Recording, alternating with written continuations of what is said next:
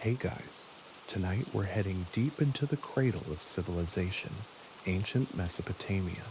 You're standing barefoot on sun-baked earth, the scent of damp clay rising from canals carved by hand. The Tigris flows nearby, slow and heavy, while herons bicker in the reeds. Somewhere off to the east, a ziggurat towers over fields of barley, and in your mouth, a dull, throbbing ache.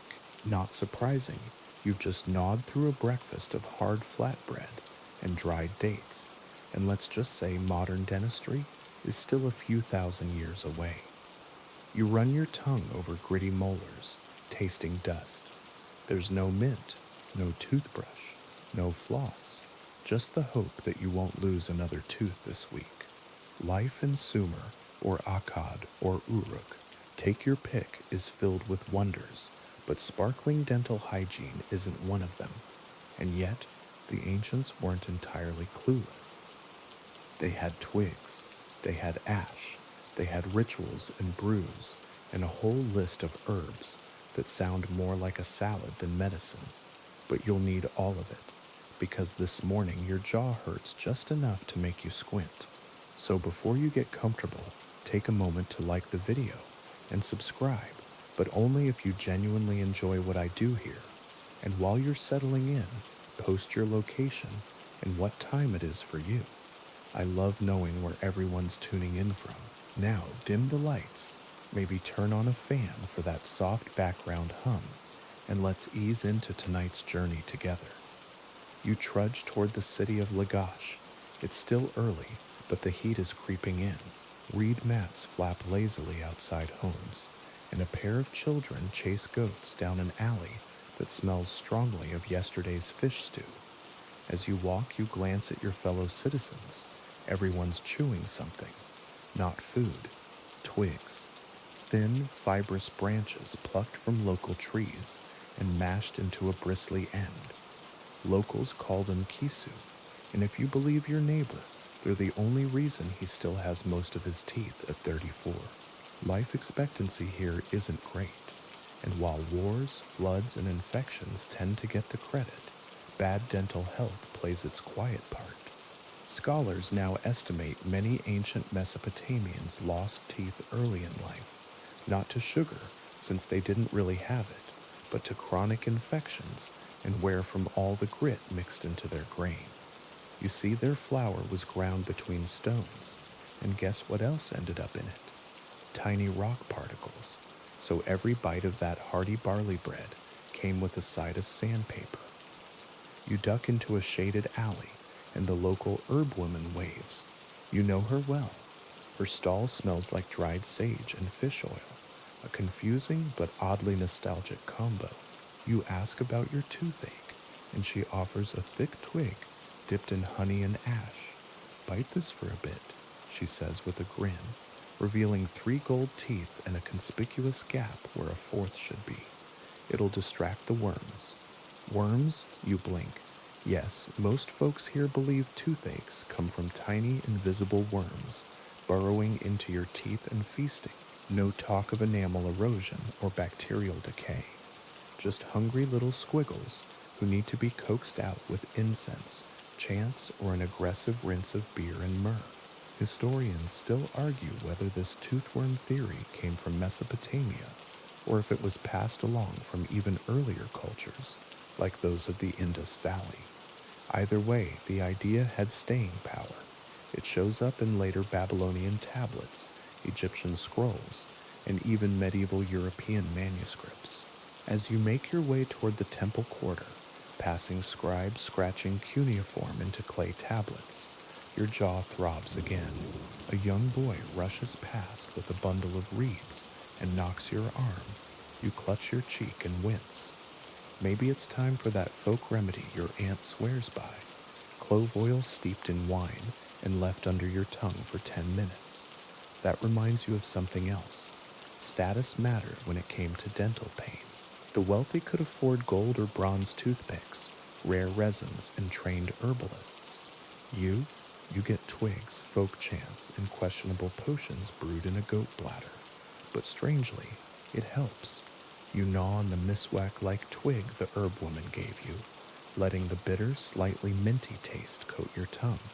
The pain dulls, the grit between your teeth lifts, and in this hot, buzzing city of mud and wonder, you feel just a little more human again. Not bad for a civilization over 4,000 years old. You're back out in the sun now, weaving through the narrow, dusty lanes of the city.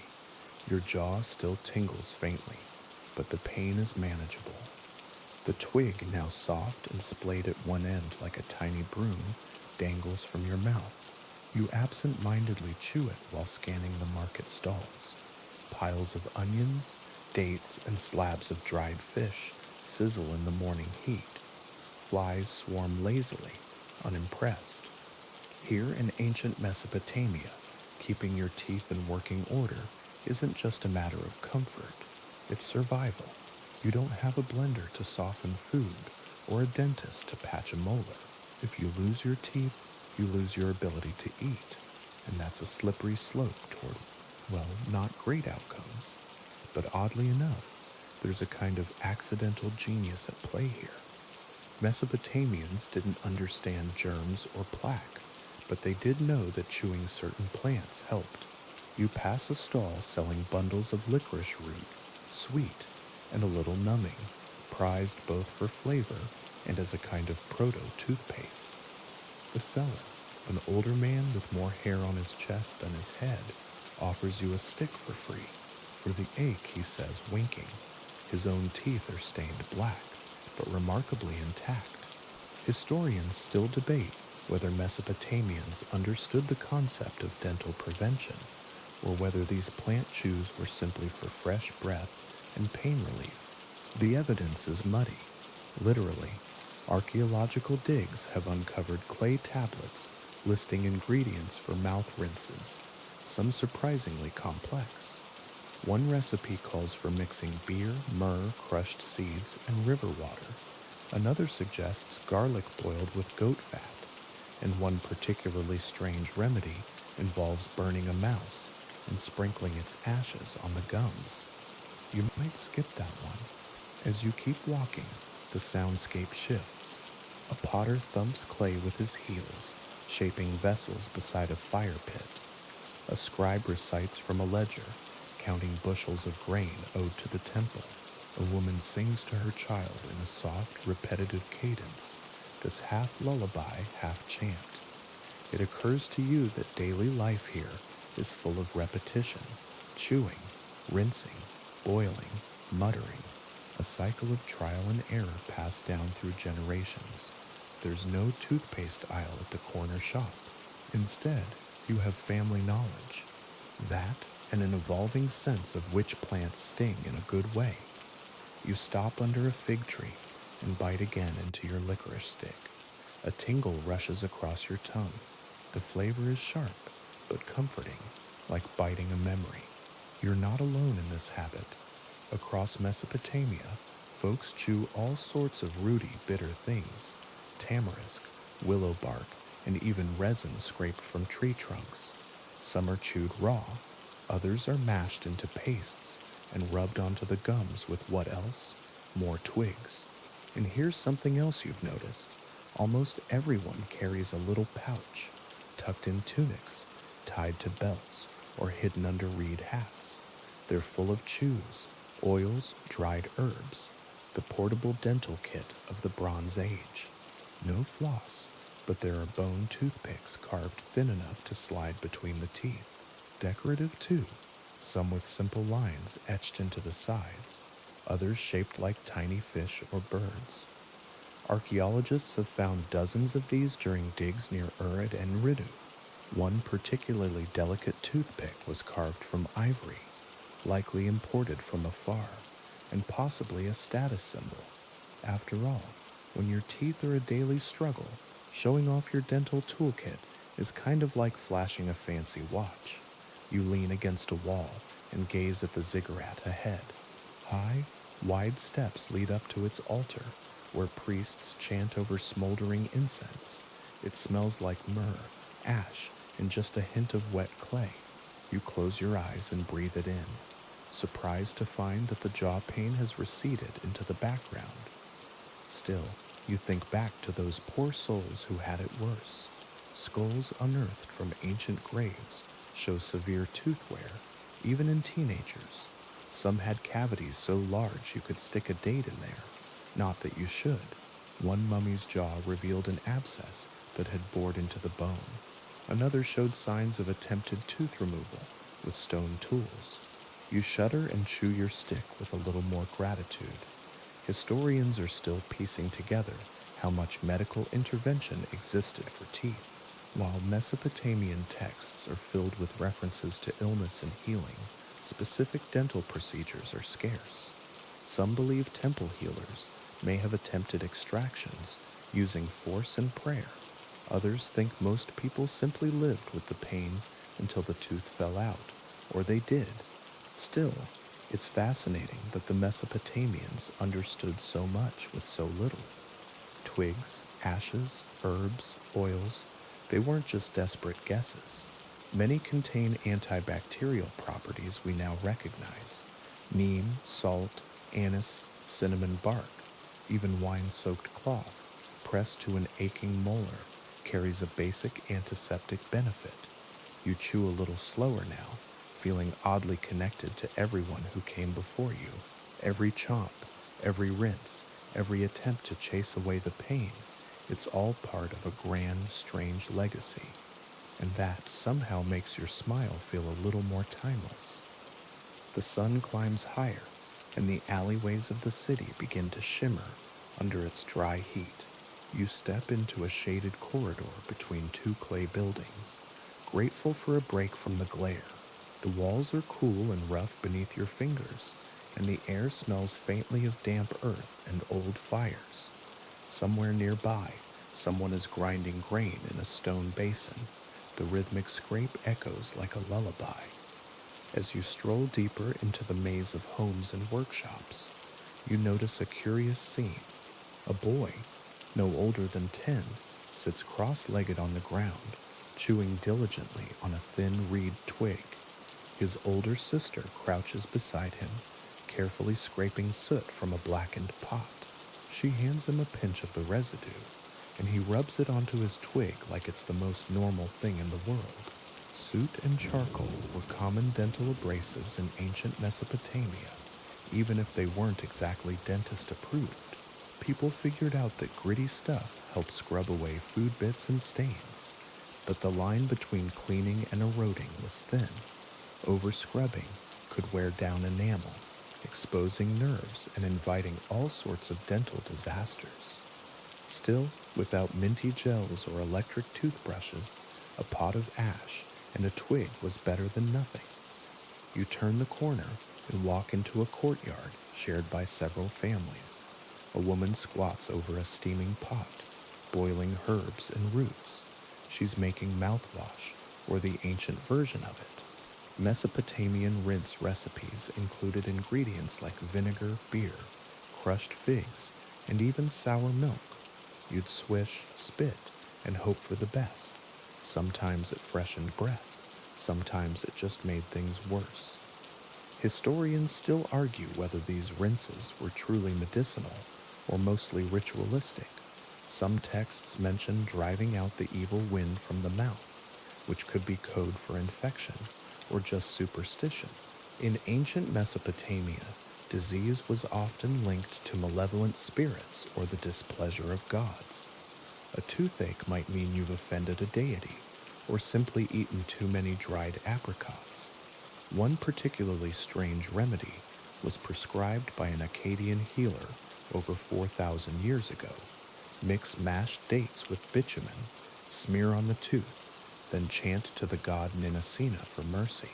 Bitumen, by the way, is tar, sticky black, and probably not something you'd want anywhere near your molars. But in a world where options were limited, anything was worth a shot. You sit down under a woven canopy as a woman offers you a bowl of warm barley water. She watches you chew your licorice root and nods approvingly. "My grandmother used tamarind paste," she says, "and my grandfather just used sand."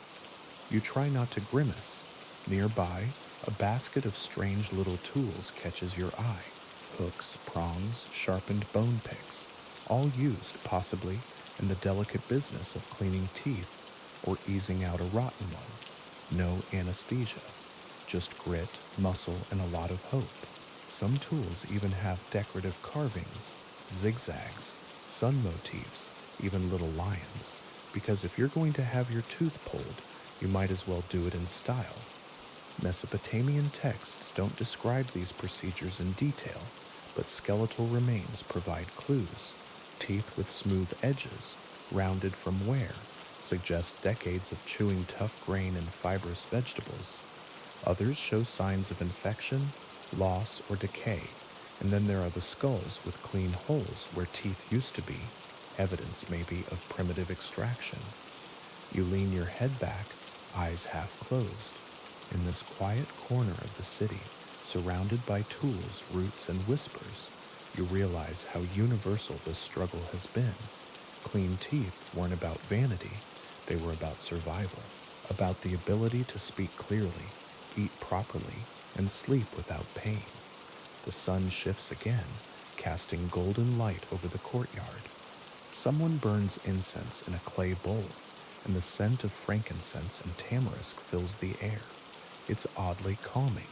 You chew your twig a little slower now, savoring the flavor and the ritual. Just as you're about to doze off, a man walks by with a basket of reeds and a small knife. He sits, selects one reed, and begins slicing it into thin slivers. He's making more toothbrushes. He chews one end, flaring it out like a soft brush, then rubs it against his teeth in practiced, lazy strokes. You mimic him, brushing gently along your gum line. It feels not bad. There's something oddly comforting about this ancient self-care routine. No buzzing electric gadgets, no neon-colored tubes of paste, just plants, ash, and the quiet knowledge passed down through centuries. And the more you think about it, the more you realize they weren't just guessing. These people experimented, refined, adapted. They chewed licorice not just for flavor, but for its antibacterial compounds.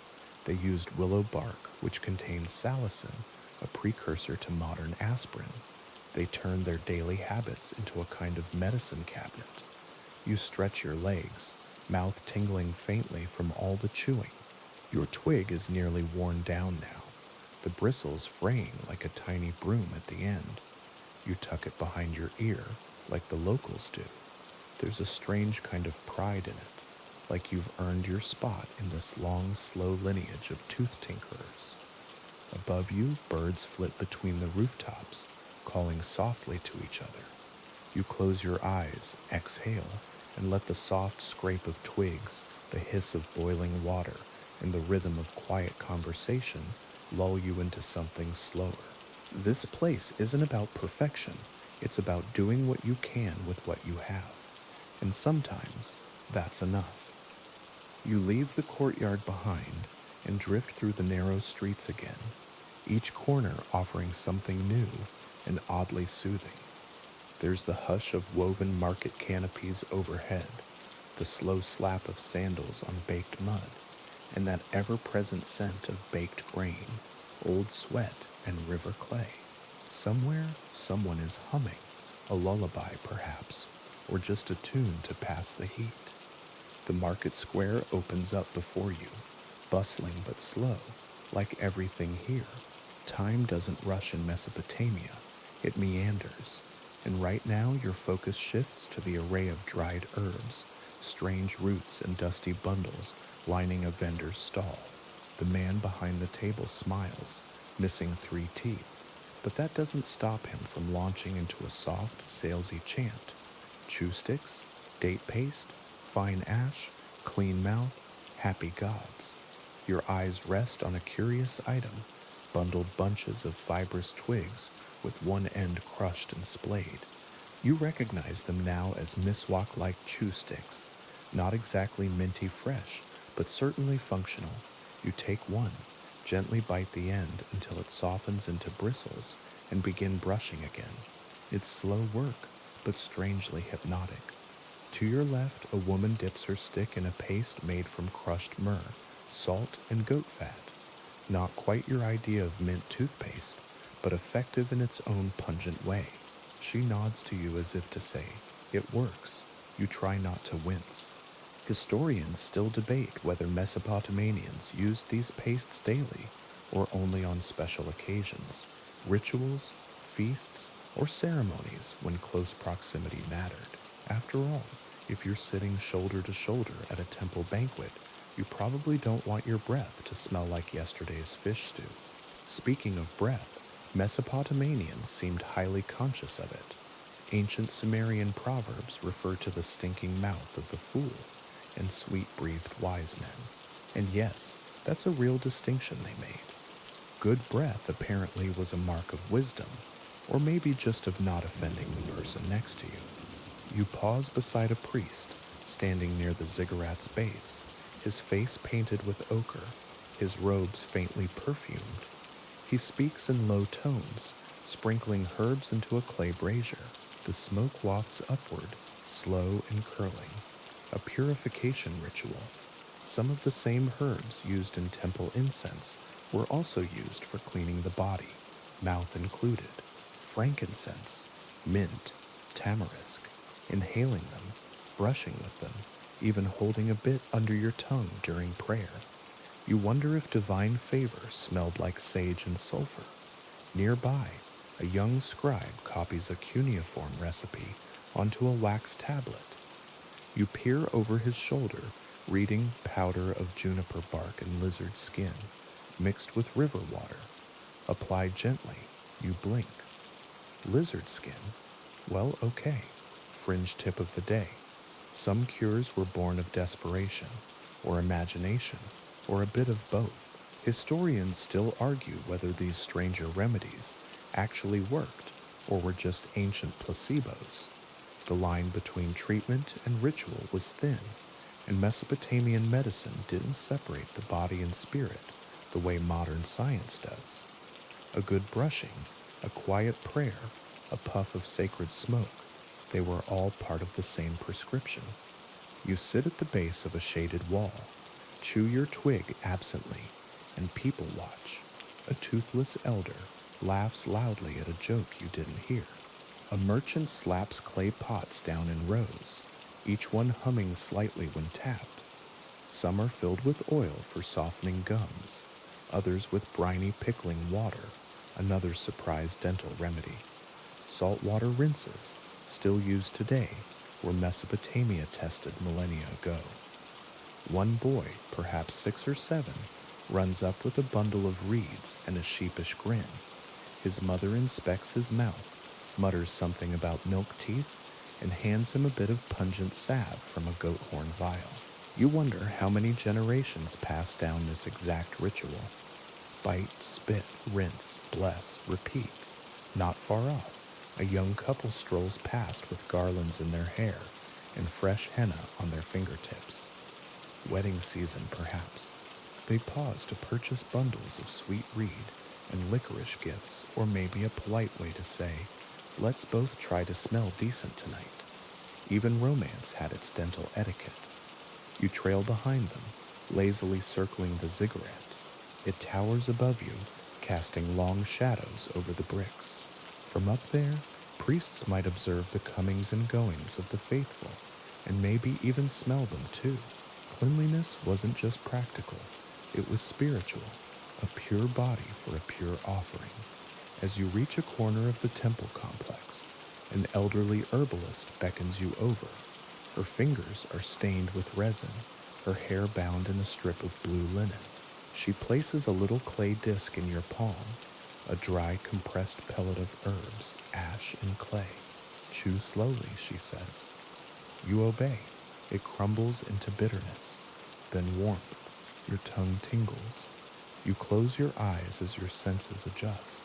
In the hum of the market, the beat of sandals, the drifting smells of fire and earth, you feel time flattening. These people, living their daily lives, aren't so different from you. They worry about pain. They care about appearance. They find rituals to comfort, and preserve them. You walk on, your steps slower now. The chewing stick has gone soft in your hand, almost smooth like driftwood. You consider keeping it as a souvenir, a little relic of resilience. A soft breeze catches your robe as you turn a corner and see in the distance the river glinting under the sun. That's where the next part of your journey leads. But for now, the market fades behind you, its sounds muted, its scents trailing like a dream. And your breath? Well, it's probably not perfect, but at least it's historically accurate. You follow the dusty path out of the market square, your feet padding through dry soil, softened by centuries of use. Ahead lies the river, shimmering under the pale Mesopotamian sun, like a moving ribbon of liquid silver. This is the Euphrates, lifeblood of empires, highway of reeds and fishermen, and perhaps most unexpectedly, one of the earliest locations for mouth hygiene. As you walk alongside the riverbank, the air changes. It smells wetter now, mud and fish and distant rain, even though the sky remains stubbornly clear. Reed boats sway gently in the shallows. Children splash at the edges, giggling, while older women stoop to scrub laundry on flat stones. The rhythm of water on fabric is slow and steady. You wonder if it lulls them to sleep like it does you. But you're not here to wash clothes. You kneel down near the bank and dip your fingers in the river. Cool, silty water rushes around your knuckles. This water wasn't just for irrigation or drinking. It was used to rinse mouths, clean wounds, and mix with tooth powders. You scoop a little into your palm and sip. Not too much. The taste is mineral rich, with just a hint of yesterday's fish. Not terrible, not great. Nearby, a man sits cross-legged, sharpening a small bronze pick. It's not for hunting, it's a dental implement, thin, curved, with a slightly hooked end. He sees you watching and grins, revealing teeth stained with soot and a few suspicious gaps. Still, he seems proud. He gestures you over and holds up a small bag of tools. Bronze toothpicks, scalers, even a tweezer-like device. Yes, this is your first Mesopotamian dentist. Historians still debate whether these early dentists were specialized professionals or simply multitasking healers. Some clay tablets list ailments and suggested remedies, but it's unclear if there was a licensed trade or if these folks were just really enthusiastic about picking teeth. The man demonstrates, carefully using the bronze tool to scrape at the base of a tooth, then rinsing with water and rubbing a paste over the gum. His movements are practiced, precise. You squint and try to copy him, using a bit of river-polished reed.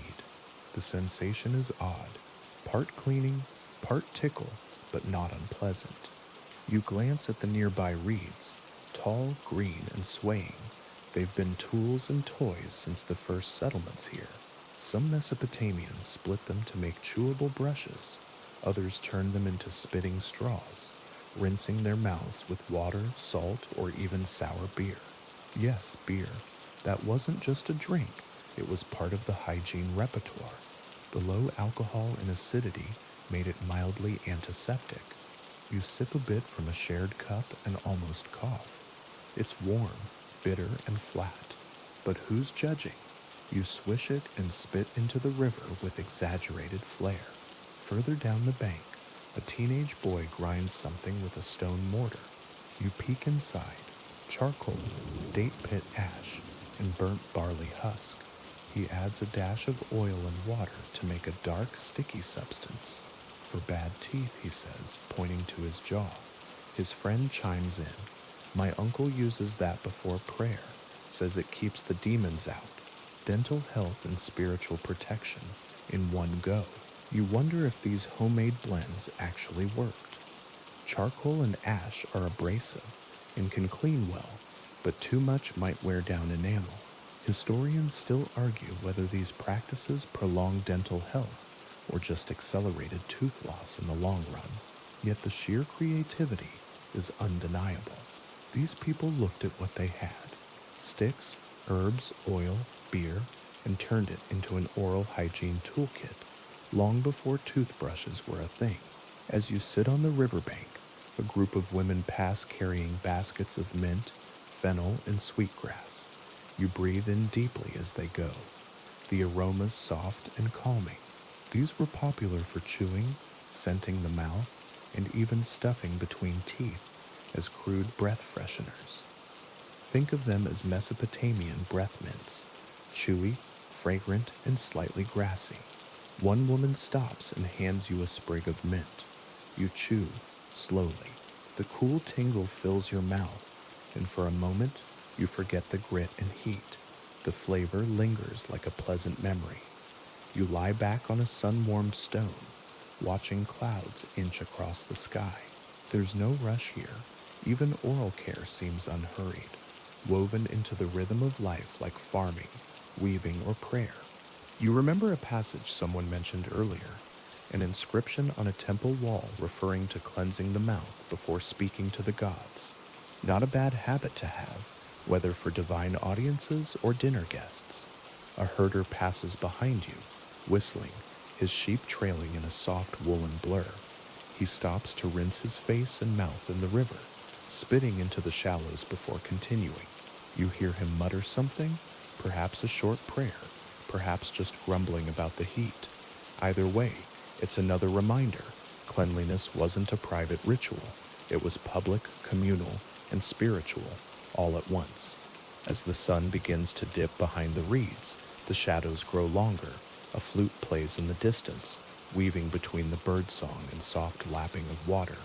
You feel cleaner, not just your mouth, but your thoughts too. There's something about this ancient riverside rhythm that wipes the dust from your mind. And now, with a little mint on your breath, you're ready to wander back into the city, perhaps toward a temple bathhouse, or a perfumer's stall, or another encounter with the curious world of Mesopotamian self-care. You rise slowly, brushing your robe clean, and glance back at the river. You'll return. The Euphrates always welcomes wanderers. You return to the city through a narrow side street, the walls of sun-baked mud brick rising around you like quiet sentinels. There's something comforting about their texture, irregular, handmade, still holding the fingerprints of laborers long gone. A cat slinks past your ankle, then disappears into a shadowy archway. Above, a laundry line flaps lazily, linen garments dancing like sleepy ghosts in the breeze. The scent in the air shifts, less river, more spice, clay, and ash. You follow your nose and find yourself outside a modest workshop. Inside, a low fire flickers, feeding the orange glow of a clay oven. A woman hums while grinding herbs with a long pestle, her movements hypnotic. Dried flowers and strange roots hang from the ceiling like a garden turned upside down. This is a tooth powder shop, or at least a place that makes one. You step inside, careful not to trip on the uneven floor. The walls are lined with clay jars, marked with wedge-shaped cuneiform signs. Some are smeared and barely legible. You reach for one labeled mouth-cleansing ash. The scent hits you like a whisper of old smoke and earth. You're not sure if it's meant to clean teeth or summon a forest spirit. She notices you and nods in welcome. Without words, she gestures to a tray where various ingredients sit in piles: powdered barley husk, burnt animal bone, fennel seed, river clay, myrrh. You pick up a pinch and rub it between your fingers. Gritty, dry, slightly aromatic. She demonstrates, dipping a wet reed stick into the powder and brushing it along her molars with a small circular motion. You follow her lead. The sensation is sandy, but oddly satisfying. The abrasive texture lifts some of the grime, and the faint sweetness of fennel softens the experience. You're not brushing for freshness exactly. It's more about ritual, starting the day with attention, presence, and that earthy sense of clean. It's believed Mesopotamians used powders like these, not only for dental hygiene, but to ward off bad spirits, thought to dwell in the mouth. After all, they considered illness to be as spiritual as it was physical. Historians still argue whether these powders were standardized treatments or personal household concoctions passed down like soup recipes. The woman chuckles softly as she hands you a palm-sized clay amulet. It bears the carving of Pazuzu, the fearsome demon guardian known for protecting against disease. You smile awkwardly. Nothing says oral health like a winged monster with a dog's face and chicken feet. Outside the shop, the street bustles again. A man selling licorice root calls out in a hoarse voice. For mouth pain, for sweet breath, for the gods. You buy a piece. It's dark, fibrous, and slightly bittersweet. Chewing it releases a subtle syrup that numbs your tongue and freshens your mouth. The ancient equivalent of a breath strip, perhaps. Not far down the road, you spot a group of temple apprentices sitting cross-legged, practicing chants. Between lines, one boy pokes at his gum with a carved sliver of wood. You ask him what it is. He shrugs and says, "Tooth itch." You make a note. Even sacred trainees have dental problems. Nearby, an elderly scribe leans against a wall, reading aloud from a tablet. It's a medical text written in slow, deliberate Akkadian. You catch a phrase about mouth rot and heated oil. You wince. The scribe looks up, eyes twinkling, and says it's not for the faint of heart. You believe him. Apparently, one popular remedy for oral infections involved boiling sesame oil with crushed dates and then holding it in the mouth for several minutes like a proto-oil pulling technique. Historians are still debating whether this was rooted in empirical observation or just wishful thinking wrapped in tradition. You try a drop of plain sesame oil, thick, nutty, and strangely soothing. You imagine swirling it daily, the same way you now rinse your mouth in the morning. It's not about perfection, it's about participation. Down another alley, you encounter a peculiar sight. A man carefully painting a child's tooth with a black resin. It looks sticky and glossy, like tar. You ask what it's for. Warding off worms, he says. You blink. Worms in teeth? Mesopotamians, like many ancient peoples, believed that cavities were caused by tiny toothworms boring through enamel. There's even a famous Sumerian incantation, the toothworm charm, where the worm begs for sweets and beer before being banished by a god. It's equal parts terrifying and hilarious. You chant a few lines to yourself and wonder how many children lost their fear of cavities after imagining them as snack-loving insects. A dog barks in the distance, and you follow the sound to a public well, where people gather for water and gossip. An old man offers a tale. Once, King Enlil Nasir had a rotten tooth. They poured goat's milk in his ear and honey in his mouth. Next day, no pain.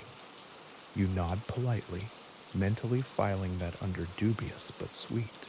Just before sunset, you pass by a shrine to Gula, goddess of healing. Her statue is worn and chipped, but fresh herbs rest at her feet. A small boy kneels, whispering a prayer while holding a sprig of mint between his lips. You stand quietly behind him, the air still, the world momentarily hushed. Even now, in the waning light, you can feel it, the blend of care and curiosity, of science and superstition that shaped how Mesopotamians cared for their mouths. They didn't just scrub away food, they tended to their breath, their pain, and their spirit. You stretch your jaw slightly, noticing how clean your mouth feels. It's not minty fresh, exactly, but it's grounded, honest, human. The city grows darker around you, the lanterns slowly flickering to life, casting halos on the walls. You smile to yourself. Who knew dental care could feel so A few hours later, the city begins to cool.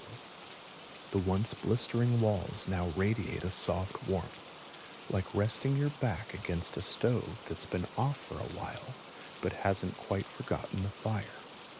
You meander past shuttered market stalls, the last fruit flies circling the remnants of figs and pomegranates. Somewhere a baby cries. Somewhere else, someone sings to the moon. You're headed now toward the temple district, where medicine, religion, and magic blur like pigments in a damp fresco. Here, healing isn't just a matter of herbs and ash. It's about the balance between the seen and unseen. You pause before a tall, soot-darkened wall, etched with prayers. A trio of priests, hair-bound, cloaks trailing, walk solemnly past, nodding as if they know your teeth are cleaner than average today. As you move closer to the ziggurat's shadow, you pass a smaller side building, the Beit Asu, or House of the Healer. Think of it as a clinic, but also a library, an herbarium, and a whispering gallery of ancient ailments. You duck inside. Shelves line the walls, holding hundreds of clay tablets, some pristine, others cracked and faded. On a table rests one particular tablet, its cuneiform neat and deliberate. It describes treatments for muhu shepu, tooth pain that rises to the head. A perfect phrase, really. Anyone who's had a bad molar knows the way it crawls behind your eye like a tiny war drum. The tablet's remedy?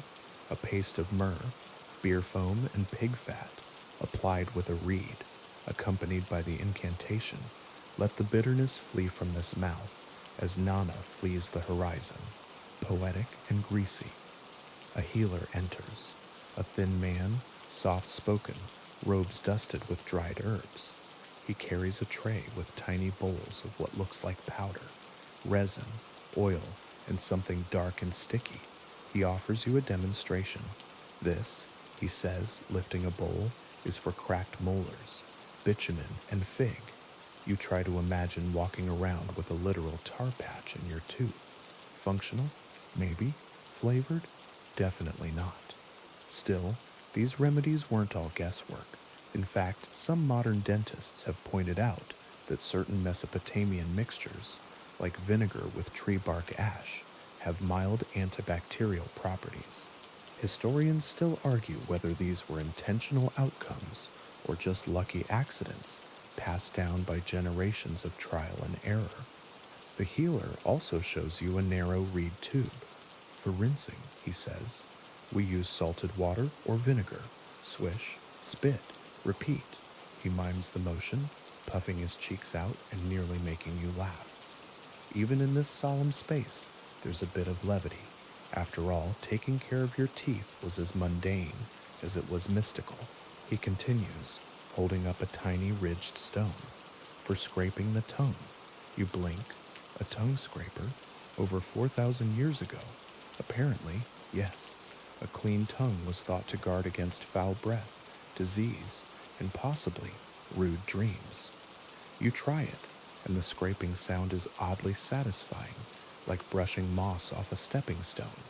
There's a sensation of clarity afterward, as if your entire head has been very gently dusted. Not far from the healer's room is a small shrine to the goddess Nanasina, another deity of healing. Her statue is missing a nose, but her eyes still stare with maternal calm. You spot votive offerings at her feet. Herbs, bits of bread, tiny carvings of teeth. You wonder how many people knelt here, whispering prayers about aching gums or dreams filled with toothless smiles. Outside again, the sun has fully set.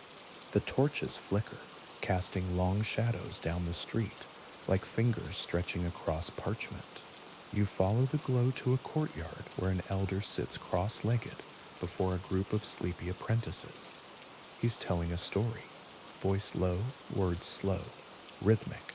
You sit at the edge, drawn in by his cadence. He speaks of the first man who ever lost a tooth, not from battle, but from laughter. A god, watching from the heavens, saw his joy and declared, "Let no man suffer in silence again. His pain will echo, and his smile will remain." It's a strange, slightly morbid tale, but somehow beautiful. One of the apprentices raises a hand. "Did he use a twig brush?" The elder laughs. "He used a thorn branch and a prayer." Everyone chuckles. and you can't help but smile too. The scene feels timeless. Young minds, old stories, and a shared desire for clean mouths and better mornings. As the crowd disperses, you walk alone for a while, chewing another piece of licorice root. It's dark now. The stars stretch above you, flickering faintly through the city's haze. You think about your own dental routines, floss, mint paste, 6-month cleanings, and compare them to this ancient dance of resin, ash, twig, and prayer. And yet, despite all the differences, there's something deeply familiar here, a universal urge to care for the body, to feel clean, to wake up without pain, a quiet intimacy shared across thousands of years, expressed with burnt bones, herbal foams, and hopeful mutterings to the stars. You rub your jaw again, now out of habit, and smile, not because it's minty fresh, but because it's part of something very, very old. You're still smiling a little as your feet carry you farther from the healer's district. The sounds of the evening city now have a soft, sleepy hum, dogs barking far off, a cart creaking slowly over stone, someone laughing in a courtyard. You walk with no set direction, just a warm glow of curiosity still flickering in your chest. Soon, your path leads you toward the edge of the inner city, where the grand homes of scribes and minor officials cluster close together. These aren't palaces, but they're comfortable places, with tidy courtyards and carved lintels above their doors. You pause by a small home with its shutters thrown open, letting out light and the scent of food still lingering on the air. Lentils, onion, maybe fish. Inside, a father is gently brushing his young son's teeth. It's not a twig this time. It looks like a chewed stick of date palm, soft and frayed at one end. The child squirms and complains a little, but the father hums a tune and carries on. The brush, the hum, the sleepy protest, it's all so normal. Even in ancient Mesopotamia, bedtime routines were a thing. You press on, eventually slipping through a side gate in the city wall. Beyond it, the land opens up under a brilliant canopy of stars. Fields stretch outward, fallow plots, irrigation ditches, thickets of reeds swaying in the breeze. And rising in the distance, a low, squat building surrounded by silence. This is no temple, no market, no healer's den. This is the house of the dead. And oddly enough, it's a place with its own dental stories. You approach the dusty structure with care.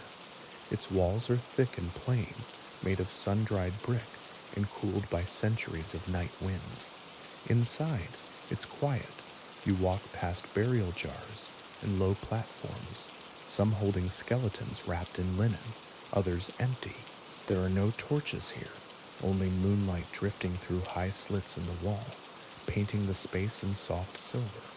And here, in this stillness, you notice something curious. Skulls, rows of them, not trophies or displays, just part of the old burial rites, arranged carefully near family crypts. Some of these skulls, long separated from their flesh and lives, have teeth intact. You kneel beside one and look closer. This ancient Mesopotamian had worn teeth, but no visible decay. Molars ground flat from years of chewing coarse bread and stone-gritted flour. Yes, but the teeth are there, stubborn, solid. There's something strange and comforting in that.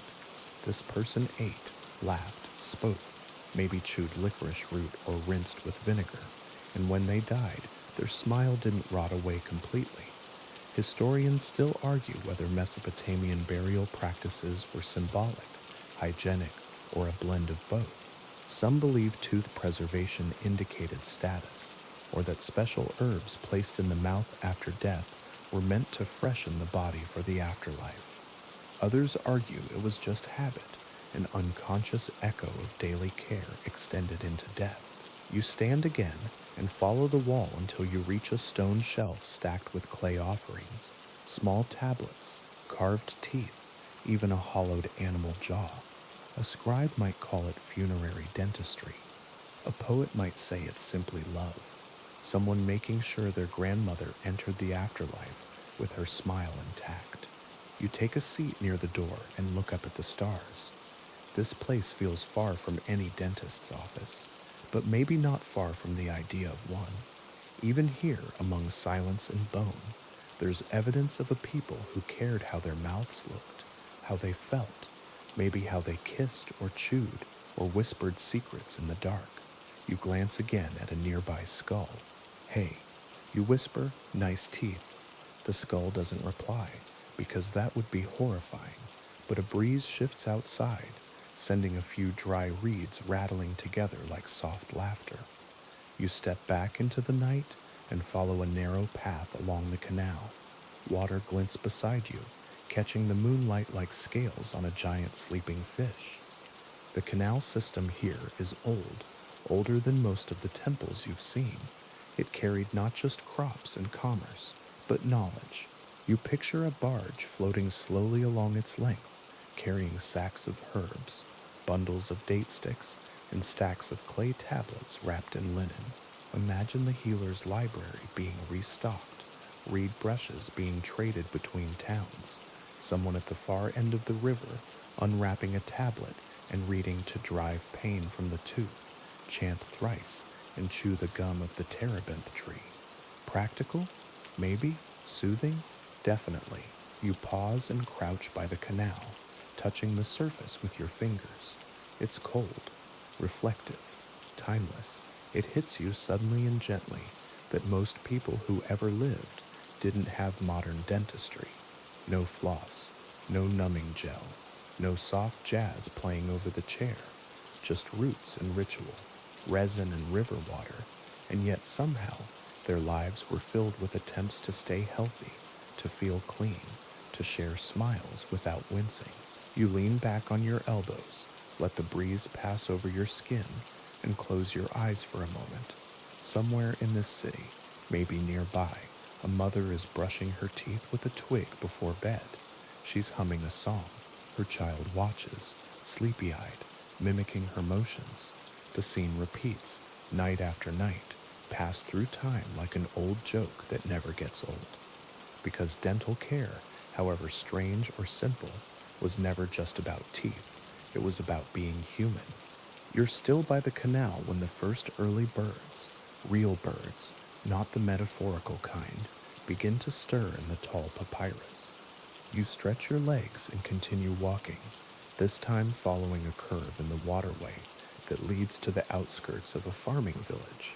This place feels slower than the city, like someone took the urgency of Uruk and dialed it back by several centuries. Chickens cluck softly in their pens. The air smells like damp soil and wood smoke. A dog trots by with something suspiciously tooth-shaped in its mouth. You stroll through the village like a ghost from the future, unseen and unbothered, ducking under the occasional overhanging awning or vine-draped trellis. Here, dental care isn't formalized. There are no herbalists selling tooth powder in the market, or scribes documenting gum inflammation with solemn cuneiform. But that doesn't mean these people ignore their mouths. You stop at a thatched home, where a man squats near a cooking pit. He pulls a root from a pouch tied at his waist, fibrous, dark, gnarly as a tree branch, and starts chewing, slowly, deliberately, grinding it against his molars, then spitting. Not food, not medicine. It's the Mesopotamian equivalent of chewing gum. Some scholars believe these rural folks favored certain roots, not just for the mild sweetness or texture, but because they freshened breath, killed bacteria, or simply gave the mouth something to do during idle moments. Licorice root, marshmallow root, maybe even wormwood if you were feeling daring. Tastes aside, it was a ritual of maintenance, of rhythm. It's easy to forget, in a world before Zoom calls and toothpaste commercials, that your breath still mattered, that someone across a low fire might lean in to speak to you, and you'd prefer not to smell like fermented barley and goat milk. As you walk on, a woman waves a fly from her face and scoops water from a well. She rinses her mouth casually, spitting into the grass. No ceremony, no mirror, just a morning rinse before the day begins. And there's something else happening here. You pass a pair of children playing in the dirt, their laughter echoing in the stillness. One has a loose tooth, wiggles it dramatically, daring the other to pull it out. The second child produces a small reed and pokes at the molar, both of them giggling with the giddy horror of impending dental disaster. And suddenly, you remember being a child yourself. That weird panic excitement of a tooth coming loose. The taste of blood, the thrill of the wiggle, the weirdly satisfying pop when it finally lets go. Some things just don't change, even across 4,000 years. Historians still argue whether Mesopotamians had any sort of tooth fairy equivalent. No clay tablets have turned up declaring, "In exchange for thy molar, lo, a copper piece shall be granted." But folklore has a way of slipping between the lines, hiding in lullabies and motherly warnings. Maybe a child was told to toss the tooth into the river so the spirits would carry it away. Maybe the tooth was buried near the family hearth for luck. Or maybe nothing at all happened and the tooth was simply spit into the fire. You continue into the farmland, following a path between neatly lined irrigation ditches. The soil here is rich and black, soft under your sandals. As you walk, you spot an elderly man crouching beside a date palm. He straightens up, smiling a gap-toothed grin, and oh boy, there's a dental case study if you've ever seen one. His teeth are mostly gone, save for a few stubborn stubs hanging on with grim determination. But he's content. He chews slowly. He mashes his food. He still smiles. Sometimes that's enough. In the distance, a group of women sits in the shade, weaving baskets. One of them holds a twig in her mouth, not chewing, just keeping it there like a toothpick. Occasionally, she gnaws gently, reshaping the end. You recognize it now, a miswak. Used for thousands of years in the ancient world, the miswak is still popular today in parts of the Middle East, Africa, and South Asia. It frays naturally at the end, creating a brush-like texture perfect for cleaning teeth. No fluoride, no plastic, just tree and time. You imagine her daily rhythm: wake, rinse, chew, spit, brush, and you realize dental care doesn't need an appointment, it just needs habit. You reach a small shrine, nestled among the reeds. It's not grand, just a weathered statue of a local god, half buried in moss, with a dish of offerings at its base. Bread, grain, a few small bones, and curiously, a tooth. Human by the look of it, tucked beside the bread like a very strange snack. Is it a gift? A symbol of healing? A superstitious offering to stop pain? Historians still argue whether such shrine tooth offerings were medicinal, spiritual, or just a cultural quirk. One theory suggests that sacrificing a tooth might ward off future aches. Another posits that the tooth represented a vow, a promise made during pain and fulfilled in relief. Either way, it's a reminder that dental problems weren't seen as isolated biology. They were tangled into belief, ritual, even theology. As the sun climbs higher and the village stirs fully awake, you find a cool spot beneath a fig tree and sit down. A boy nearby is telling a story to his younger sister, gesturing wildly. You don't catch all the words, but you hear tooth, snake, and cave, and you think, yeah, that checks out. Even here, where most life revolves around farming and survival, the mouth holds meaning. Teeth matter, not because of vanity, but because they connect you to the world. You eat, you speak, you scream when you're born, you sing when you're joyful, you bite your tongue when you're nervous, and smile when you're not. And in this quiet, dusty corner of ancient Mesopotamia, you can feel it, that low hum of shared humanity, anchored by something as small and personal as a tooth. The fig tree's shade lingers like a dream on your shoulders as you rise and leave the village behind. The warmth of the morning deepens, but not oppressively, just enough to make your pace a little slower. Your breathing a little heavier, your thoughts a little softer. You follow the road east where the land stretches open, dotted with flocks of sheep and the occasional stone boundary marker. Insects buzz lazily around your ankles. It's not glamorous, it's not legendary, but it's real. You pass a shepherd whittling a stick. He doesn't look up. His hands move with practiced rhythm, shaving the end of the twig into bristles. Another miswalk. He occasionally glances down at the flock, but mostly he works in silence. His teeth, when he opens his mouth to hum a tune, are surprisingly even, yellowed, sure, but intact. He's probably never seen a scribe, let alone a doctor, yet somehow those teeth have held on. There's something poetic about it, that in the absence of dentists, there was rhythm, that care didn't come from clinics but from instinct. You chew the twig because your father did. You rinse your mouth in the river because your grandmother did.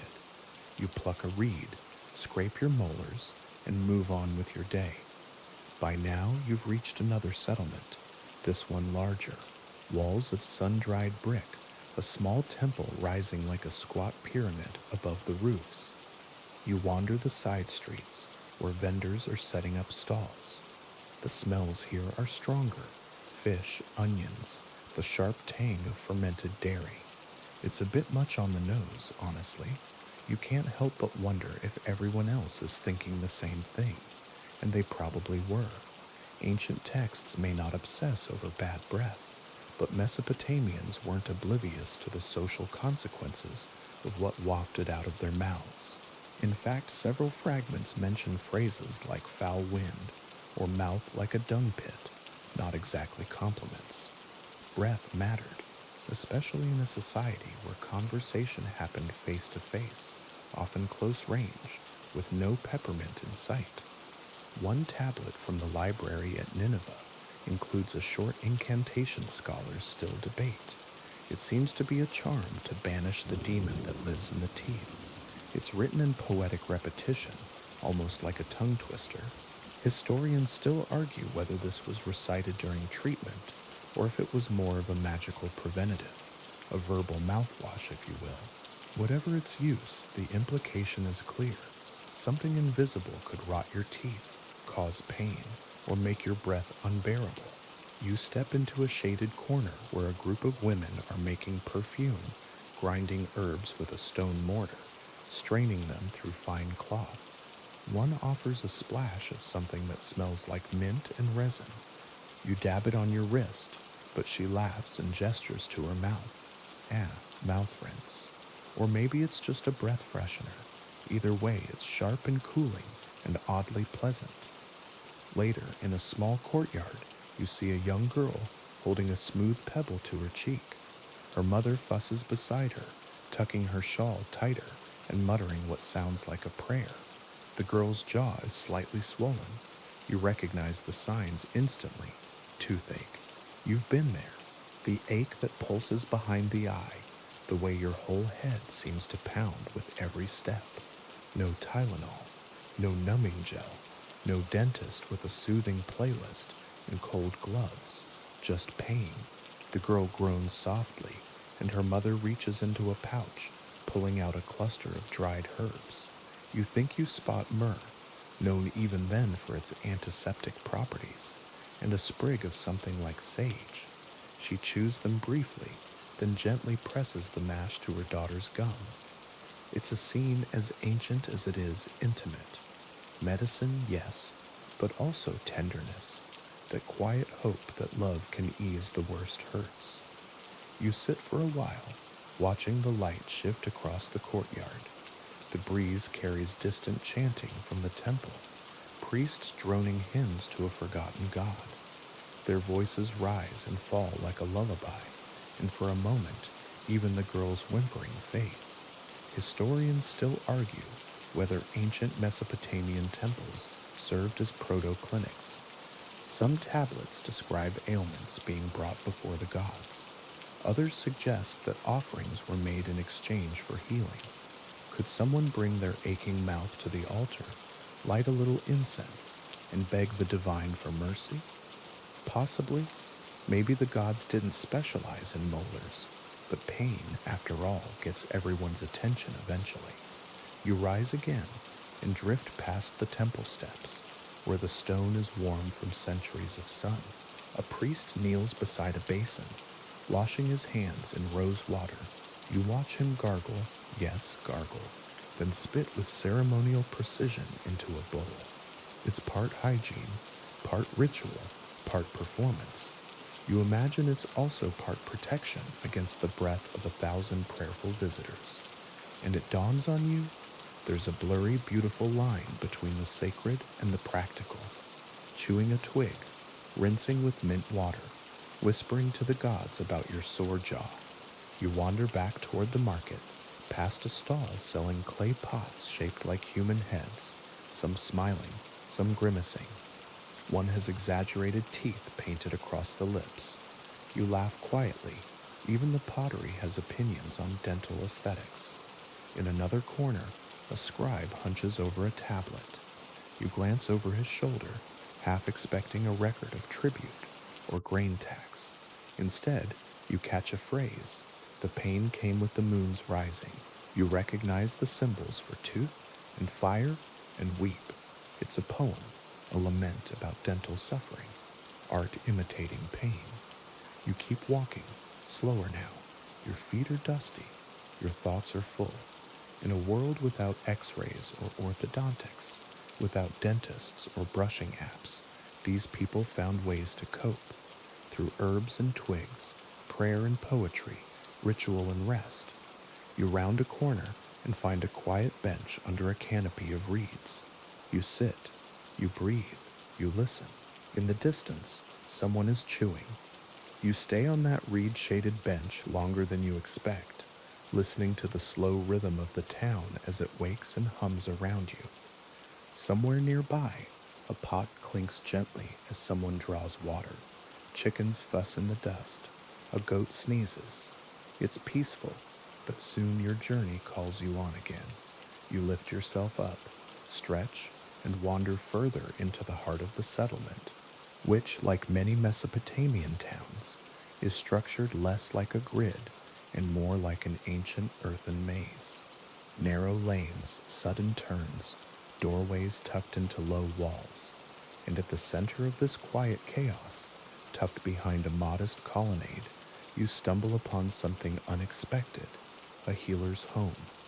No sign hangs outside, no bright red cross or blinking neon, just a worn wooden bench, a few bundled herbs drying on a twine line, and a man with permanently furrowed brows grinding what looks like dried licorice root. You pause at the edge of the doorway. He doesn't look up, just gestures for you to sit. You do. The smell in the air is strange, but oddly comforting. Bitter greens, maybe a hint of juniper. He begins to hum. It's more for him than for you. He carefully scoops the ground powder into a small ceramic bowl, adds a splash of water from a goatskin flask, then dabs his own finger in the mixture and brushes it thoughtfully across his teeth. You can't help but mirror him, a little curious. The taste is earthy, pungent, mildly sweet. It sticks to your tongue like gritty tea, not exactly minty fresh, but strangely refreshing. This, too, is part of the oral hygiene tapestry of Mesopotamia. Root extracts, resin pastes, oil infusions. Some records speak of tooth powders made from charcoal and crushed herbs. Others mention rinses that used vinegar or beer. Yes, beer. And no, it doesn't help cavities, but apparently it made your breath slightly more bearable after chewing dried onions all afternoon. Historians still argue whether these homemade brews were standardized treatments or just community traditions passed down like stew recipes, each family with their own twist on the perfect tooth potion. The healer begins to speak in a low voice, almost mumbling. He tells you through gestures and a few scattered words about a boy who came to him last week with an abscess. He points to his cheek, swells his jaw with his tongue, and shakes his head. No good, he says. Infection, fever, gone within days. You feel that twist in your stomach again, that brutal ancient fragility. Even a simple dental infection, something modern antibiotics can clean up in a weekend, could end a life in Mesopotamia. The mouth, for all its smiles and chewing and stories, could also be a gateway to suffering. And yet, people persisted. You leave the healer's home in silence, grateful for the odd taste still clinging to your teeth, and grateful that your own jaw isn't throbbing. You wander past another square where a group of boys chase a dog with a rag tied around its tail.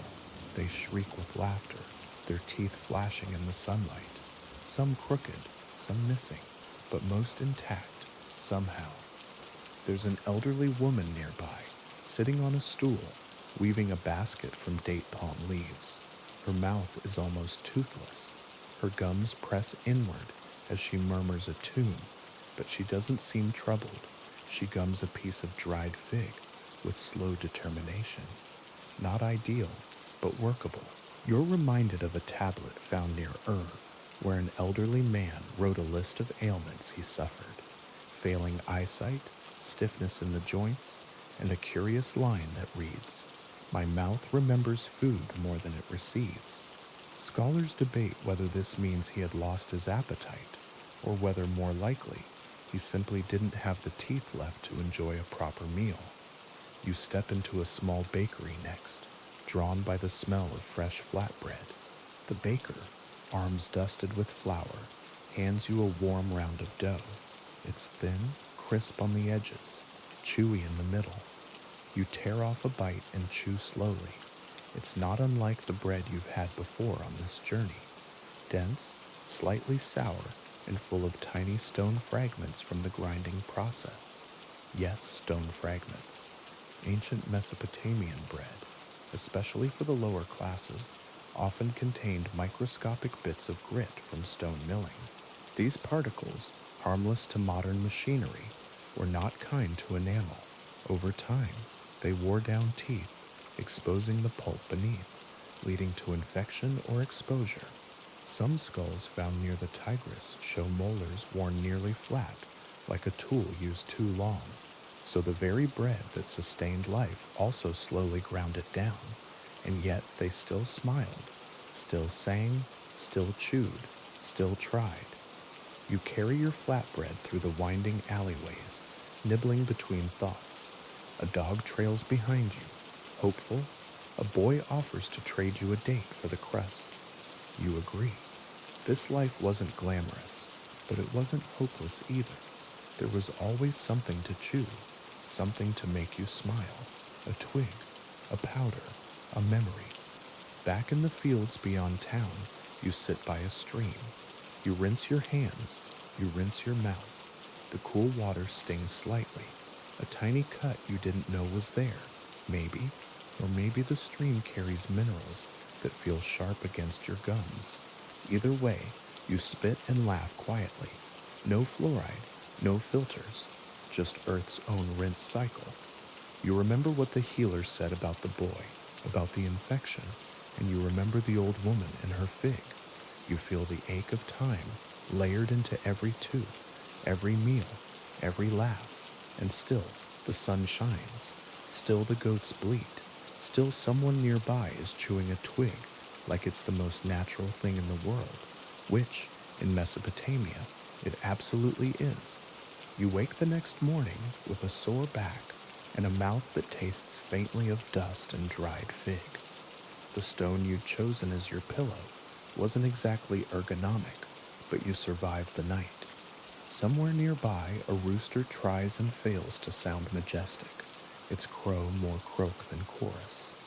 You blink against the dawn light and stretch your limbs, listening to your shoulders crack like ancient pottery.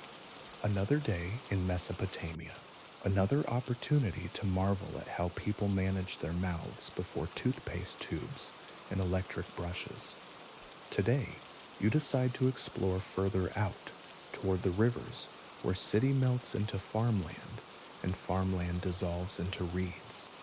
The Tigris flows like a silver ribbon in the morning light, curling around fields of barley and flax.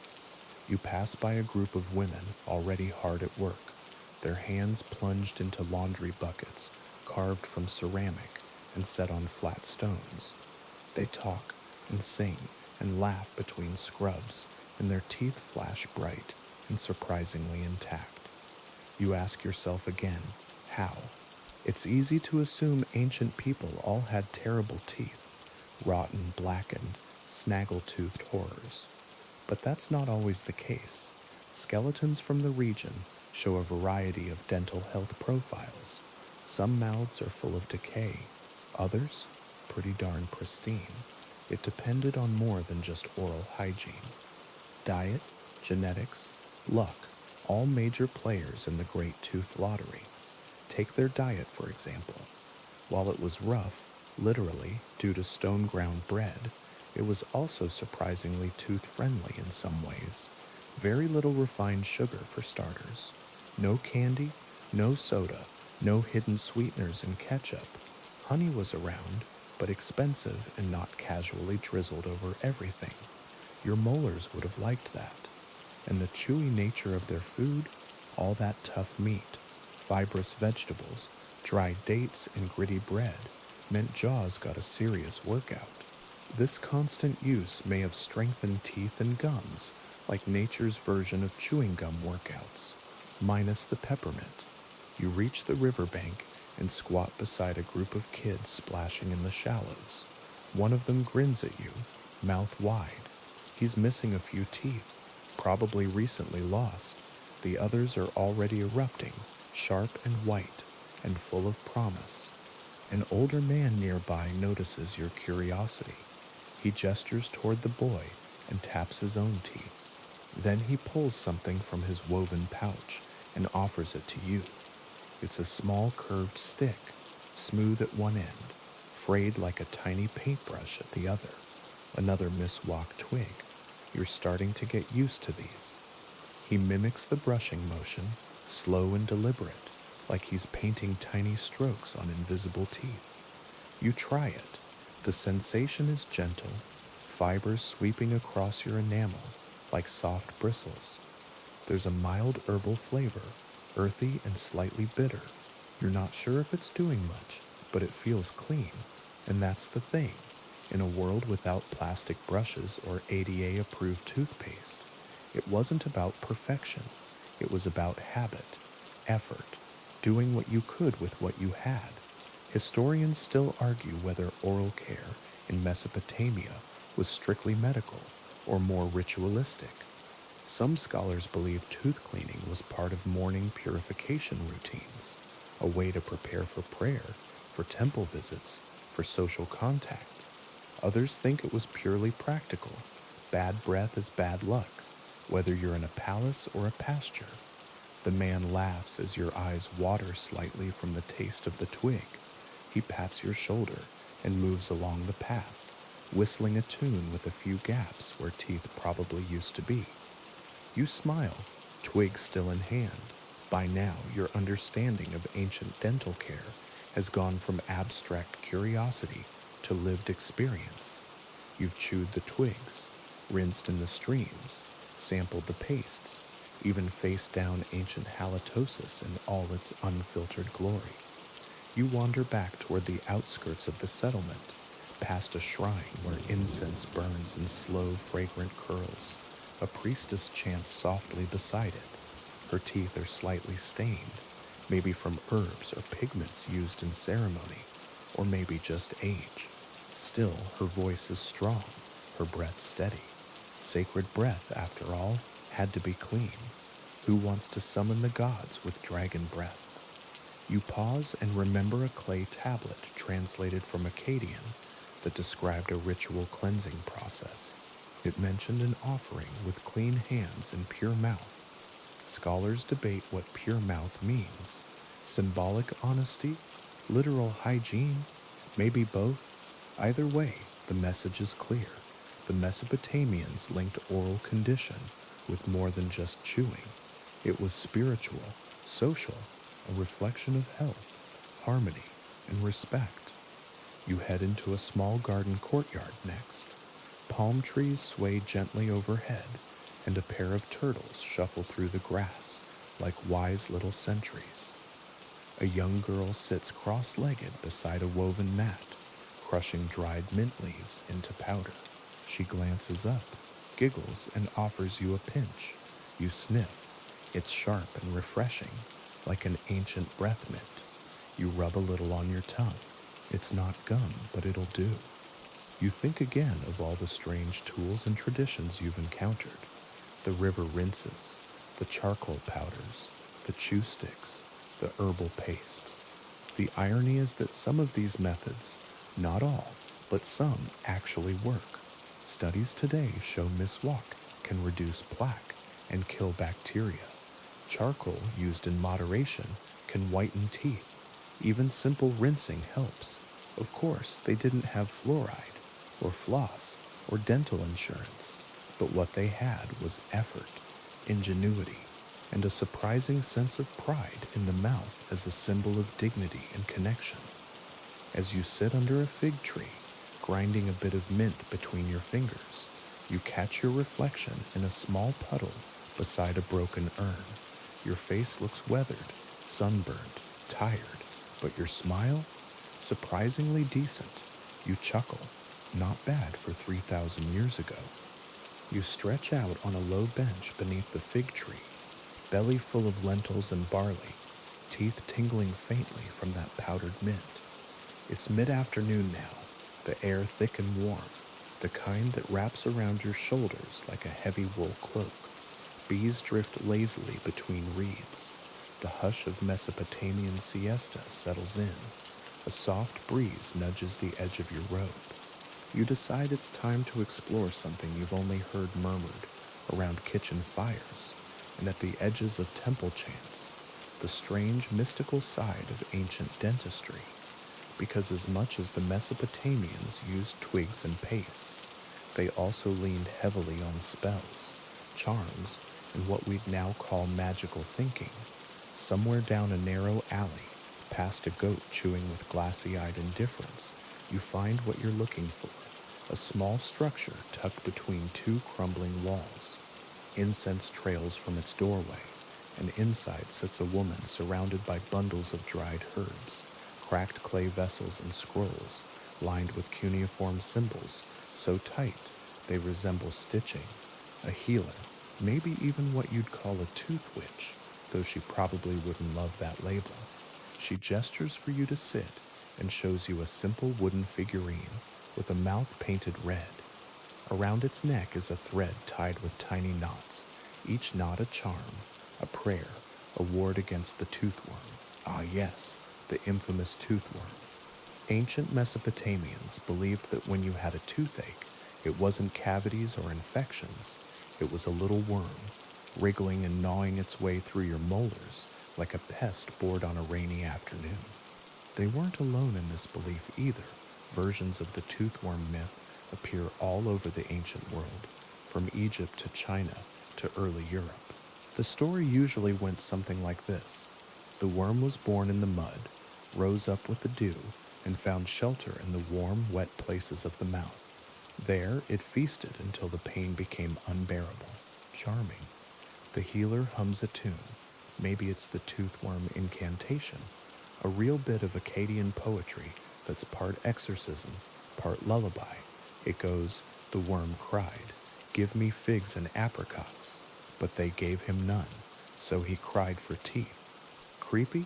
Absolutely, but oddly effective in its repetition. She reaches into a bowl and dabs your gum line with a paste made of crushed garlic, onion skin, myrrh resin, and a dark bitter oil. It stings a little. Your eyes water. You wonder if it's meant to kill the pain or scare the toothworm into relocating.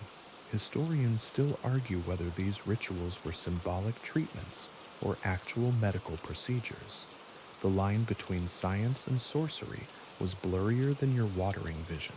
You lean back and let her brush a feather across your cheek as she whispers another chant. It's surprisingly soothing, a bit odd, yes, but deeply human. The need to comfort, to soothe, to heal, even if it means speaking to invisible worms.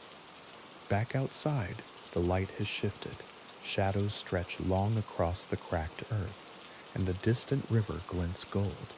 You wander slowly, wondering about all the people over centuries who sat in pain like this, clutching their cheeks, hoping the worm would be lured out with prayer or peppermint.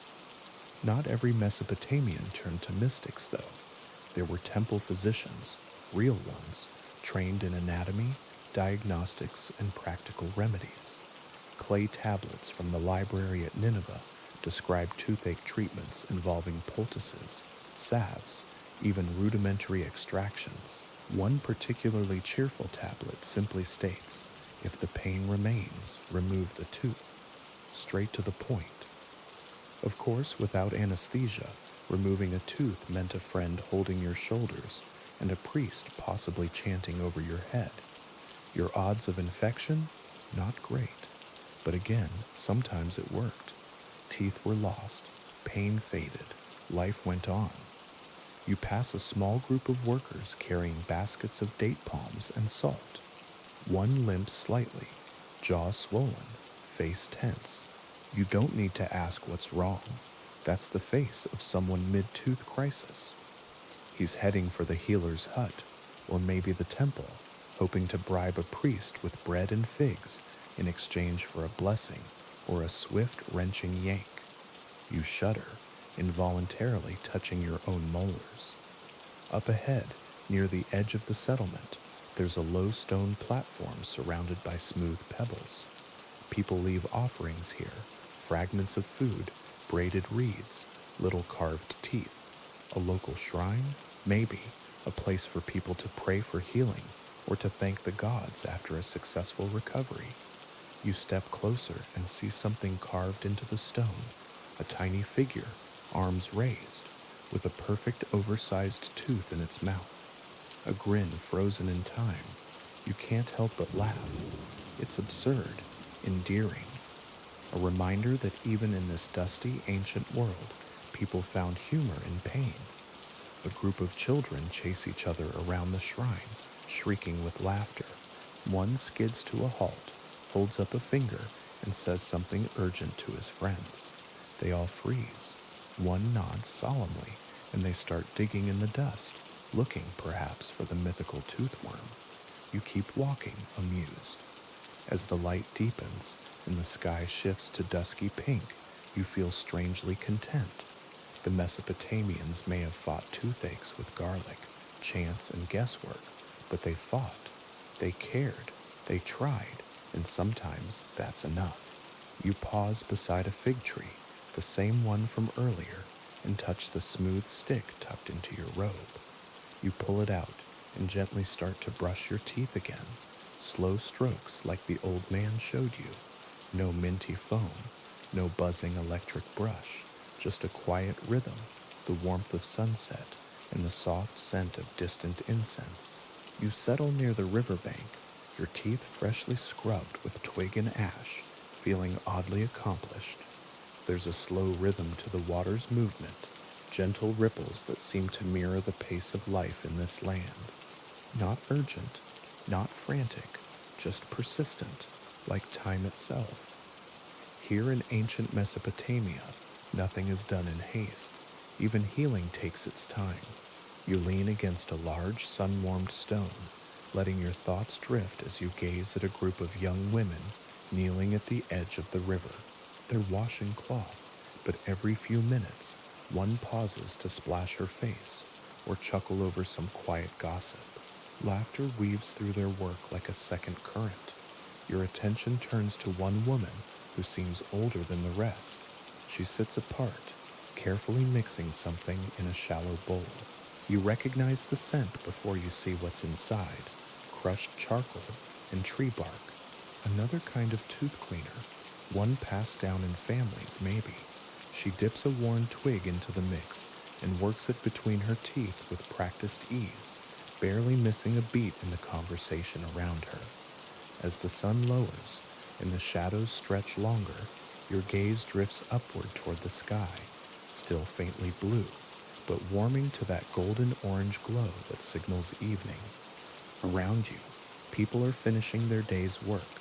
Children gather baskets, men tighten ropes on boats, and vendors call out their last offers of salted fish and flatbread.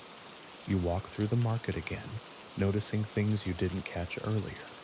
A potter has etched a tiny set of teeth onto the rim of a bowl, maybe as a joke, maybe as protection. A merchant offers a purification salve. He swears cures everything from sore jaws to bad dreams. You're skeptical, but the smell of the herbs is comforting.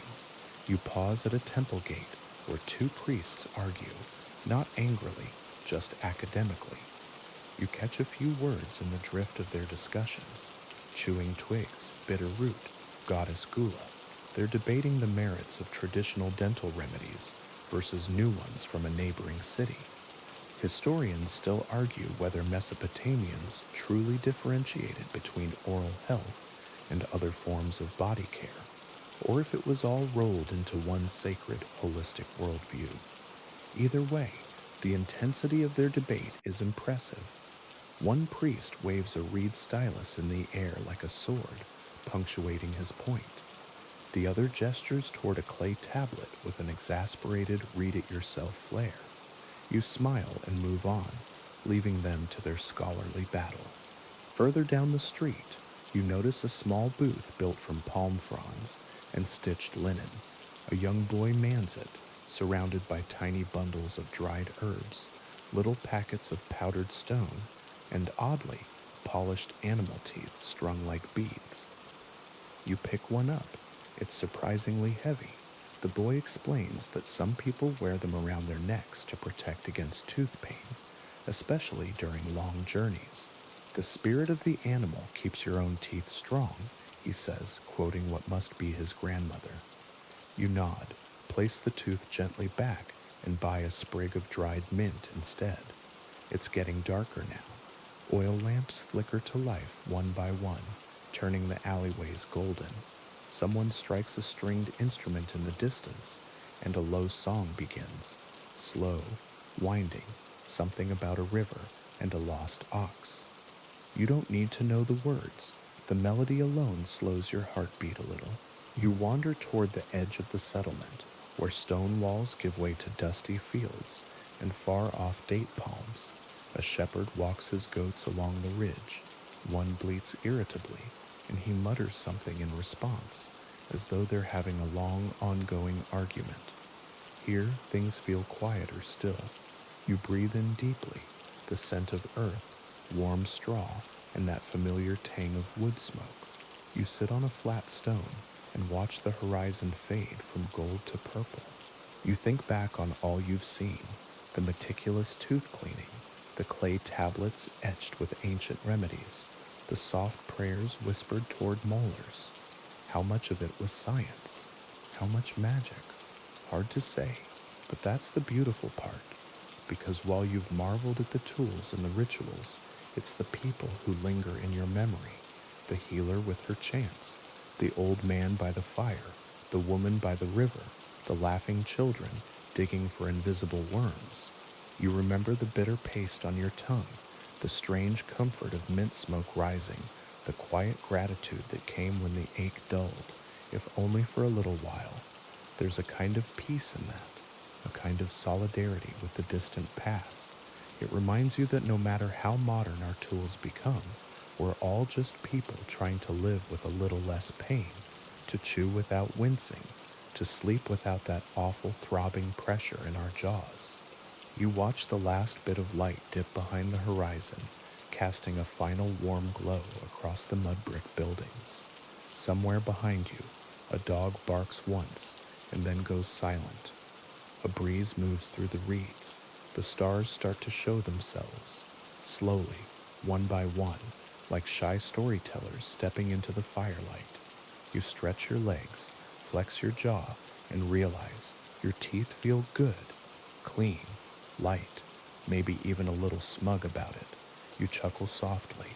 Who would have guessed a 2-hour detour through ancient Mesopotamian dental history would feel like such a triumph? You run your tongue along your teeth once more, smooth, clear, twig-polished perfection. And in that moment, under a Mesopotamian sky, You feel the tug of sleep on your shoulders, the same way it must have felt for someone 4,000 years ago, cradled by stars, soothed by mint and ash, and dreaming of a world without toothworms. You remain still under that darkening sky, listening to the hush that settles when a village goes to sleep. Even in a place as lively and layered as ancient Mesopotamia, there's always a final moment of surrender, when the fires burn low, when the last bowl is washed, when the buzzing flies give up and vanish into the dusk. You sit with your back against a wall, stones warm from the day, your limbs heavy, your thoughts drifting like smoke from a distant chimney. Somewhere behind you, a door creaks. Someone murmurs a sleepy goodbye. The scent of baked barley and spiced beans lingers in the air, and still, your thoughts circle back to one thing: teeth, not just yours, freshly cleaned and pleasantly ache-free, but teeth as a symbol of the everyday struggle, the minor war against discomfort, that quiet desire to chew without fear, to smile without shame, to live a day unbothered. It's easy to forget that history isn't just war, kings, and monuments. Sometimes it's a shepherd snapping a twig in half to clean his molars, a midwife rubbing oil on a baby's gums, a woman praying over a jar of crushed myrrh. Tooth by tooth, history is built in small, boring moments. You rise slowly, feet crunching on dry soil, and make your way back toward the village's inner quarters. As you pass a small shrine tucked between two homes, you notice a clay figurine, its mouth open, its teeth exaggerated. Offerings of herbs and twigs lie at its base. Perhaps it's a spirit of dental healing, or maybe a joke. You smile at the thought. Inside the house you've borrowed for the night, the room is dim and warm. A woven mat is laid out for you, softened with straw. Someone has left a small bowl of water nearby, with a sprig of tamarisk resting on the rim, a thoughtful gesture, in case you want one last clean before bed. You lie back and let your mind wander. Was their dental care effective? Did their odd brews and powdered stones really work? Historians still debate whether Mesopotamian oral practices had genuine health benefits or were mostly symbolic. Some suggest their twig brushes and herbal rinses helped more than we give credit for. Others argue it was faith and habit that brought relief. But here's the thing, you're not thinking like a historian anymore.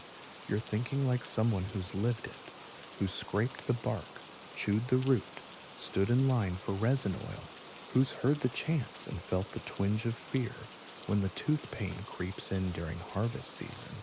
You're no longer observing history. You're in it, and with that thought, you drift toward sleep. But before you go fully under, your mind takes one last, meandering stroll. It wanders back to the ziggurat rising over the city like a giant staircase, to the healer's chant, low and rhythmic, to the priest arguing passionately about molar maintenance, to the sour sting of ash on your tongue, to the boy selling talisman teeth under a palm thatch roof, and to the quiet victory of knowing, for just this moment, you're free of the ache. The night grows deeper. Somewhere a frog croaks in the reeds. A breeze pushes through the dry grass like a whispered lullaby. The stars settle into their places, watchful, old, and amused. It's funny, you think, of all the great wonders of the ancient world, the temples and tablets, it's a single, well-cleaned tooth that brings the deepest peace, and that's where you stay. Right there, between sleep and memory, between the distant drums of history and the gentle scratch of a twig between your teeth. No questions left to ask, no pain left to soothe, just the slow breath of a night well earned, just the silence, soft and whole, just the end of the story. So now, as your breathing slows and the world around you fades into quiet shadow, let yourself rest fully in this stillness. The twigs have done their work. The jars of resin are sealed. The fires have gone out across the village, leaving only glowing embers and the occasional shuffle of someone finding their bed. Everything feels softer now. The ground beneath you, the air against your skin, even the memories of the day. Your body is tired in the gentlest way, spent not from rushing, but from moving slowly and mindfully through a place that no longer exists, but still whispers in our bones. Mesopotamia, with its tooth gods and charcoal rinses and strange, wonderful remedies, has wrapped you in its quiet ritual, and now it lets you go. Let the images fade like an old painting, the ziggurat's jagged outline against the stars, the cracked bowl of mint paste, the flickering lamp beside the sleeping healer. They drift away, slow and soft like leaves on water. You are safe now. The aches are gone, or at least forgotten. The sounds have hushed to nothing but the gentle hum of sleep around the edges of your mind. Let yourself go with them. You've earned this rest. Your breath deepens, your eyes grow heavier, and the story, like all good stories, knows when to stop speaking, so it does.